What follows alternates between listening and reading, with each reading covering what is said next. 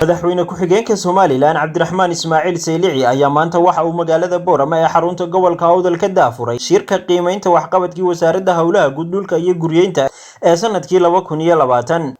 iyo sidoo kale dejinta qorshaha sanadka 2021 ee wasaaraddaasi. Shirkan oo muddo 3 maalmood ka socon doona magaalada Boorama ayaa waxa sidoo kale ka soo qayb galay wasiirka wasaaradda hawlaha guud dhulka iyo guryeynta, agaasimaha guud ee wasaaraddaasi, agaasimo waaxeedyada wasaaradda, maamulka gobolka Awdal iyo ka degmada Boorama. waxaana ugu horeyntii shirkaasi bafuray agaasimaha waaxda qorsheynta wasaaradda hawlaha guud dhulka iyo guryeynta. maanta waxaynu halkan isugu nimi inaynu dib u eegid ku sameeyno sanadkii tagay ee 2020ka wixii wasaaradda u qabsoomay iyo sanadka 2021ka waxaynu qorshaysan inaynu qabanno. run ahaantii wasaaradda hawlaha guud waxay mas'uul uga tahay ama mandate-ka qaranka ay tahay inay u fuliso waxa kamid ah nashqadeynta iyo horumarinta magaalooyinka, diyaarinta xafiisyo ay waajibaadkooda ku gutaan hay'adaha dawladda. labada area ee runtii ugu muhiimsan ee sanadkeenu soo dhaafnay aynu aad uga shaqeynay kuwaas baa kamid ah. waxa kale oo aynu sameynay diiwaangelinta hantida maguurtada ah ee qaranka. intaasi kadib ayaa waxa hadalka iska daba qaatay maamulka degmada Boorama iyo ka gobolka Awdal iyo isku duwaha wasaaraddaasi ee gobolka Awdal. waxayna sheegeen hawlaha guud uga mahadnaqaynaa degmooyinka programkan uu ka bilaabay master plan waa wax hagi karaya fiditaanka iyo quruxda magaalada markaas uu buu hagaagayaa town plan golaha deegaanka degmada Boorama uu ku daray miisaaniyadda waxa uu ku contribute gareyn lahaa sameynta master plan horena waan u qorsheynay. wasiirka wasaaradda hawlaha guud, agaasimaha guud iyo bahweynta maxaa ku raahday wasaaradda hawlaha guud, agaasimo waaxeedyada iyo maxaa ku raahday isku duwayaasha ee shirkan maanta halkan furmay maxaa ku raahday jooga. waxaan leeyahay dhamaantood ku soo dhawaada maxaa ku raahday gobolka Awdal. wasaaradda hawlaha guud inta aan joogo runtii shaqo badan bay qabteen runtii ugu horeeyo isku duwaha wasaaradda ana nin shaqadiisa ku adag daacadana runtii laakiin wasaaradda waxaan aad ugu mahad celinaynaa sida ay gacanta ugu hayso danta guud ee bari loo baahan yahay. farxad bay noo tahay taasina. waxaa kaloo soo dhaweynaynaa master plan-kaas oo kala shaqayn doono wasaaradda iyo degmada labadaba. intaasi kadib ayaa waxa hadalka iska daba qaatay agaasimaha guud ee wasaaraddaasi iyo wasiirka wasaaradda hawlaha guud dhulka iyo guryeynta Cabdirashiid Ducaale Qambi. waxayna sheegeen shirkanu 3 qodob ayuu xooga saari doonaa muddada 3 maalmood oo socdo. ka koobaad waxa weeye inaynu qiimeyn iyo dib u eegis ku sameeyno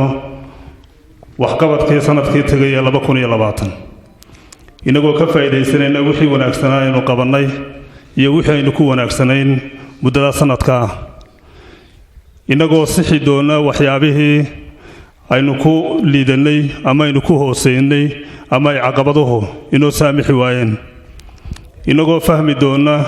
waxyaabihii inaga hor istaagay hawlihii noo qorshaysnaa 2020 ee muhiimka ah waanu sanadkana kaga faa'iideysan doono. waxa kaliya halkan keenay waxa weeye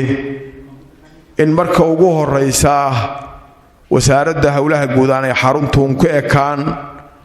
mar labaadkana waxqabadka dalka iyo nooc kastaba ha ahaadee shir la qabanayana ha ahaatee lagu faafiyo gobolada isla markaana meesha markaa la filayo in hawsha ugu weyn taalo loo soo transfer gareeyo si dadweynaha gobolka iyo degmaduba u ogaadaan waxqabadka ku soo fool leh ee la doonayo in wax laga qabto. waxaan mudane madaxweyne qiimeyn ku sameeynay wixii sanadkii hore la qabtay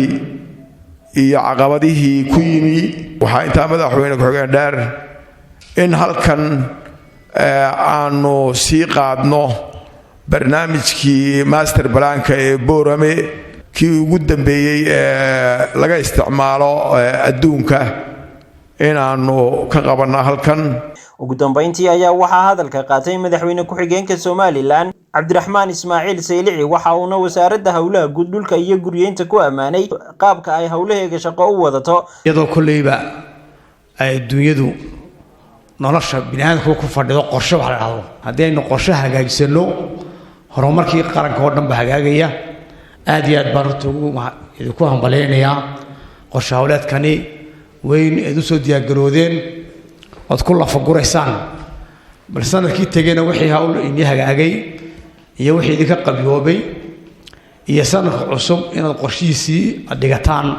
idinkoo gacmaha haysta waxa saddexaad halkan la timaadeen ay tahay magaaladii Boorama